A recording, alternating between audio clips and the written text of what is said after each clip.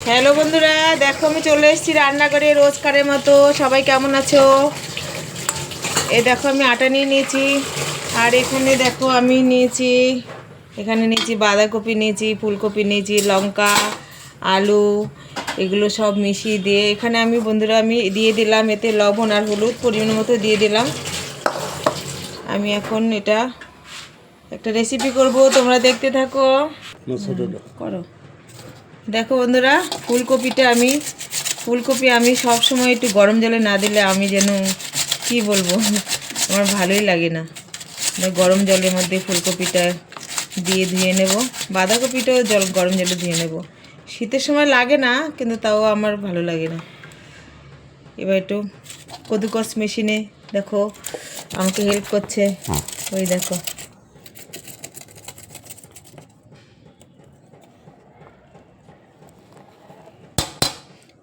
বন্ধুরা তোমরা ভালো থেকো, সবাই মাঝে মাঝে একটু কমেন্ট তো করতে পারো, ভিডিওটা অবশ্যই দেখো।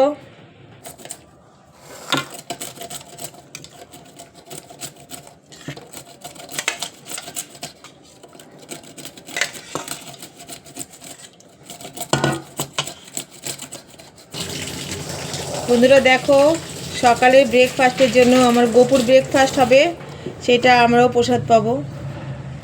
ভালো করে এবার মাখিয়ে নেব। মাখিয়ে আমি একটা ভেজিটেবিল একটা পরোটা করব। তোমরা দেখতে থাকো ভিডিও।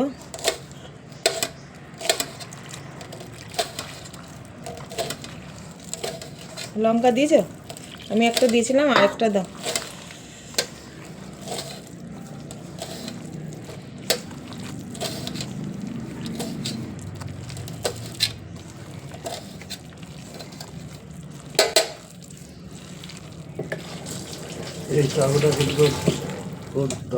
আমার মাখানো হয়ে গেছে, এবার আমি বানিয়ে নেব।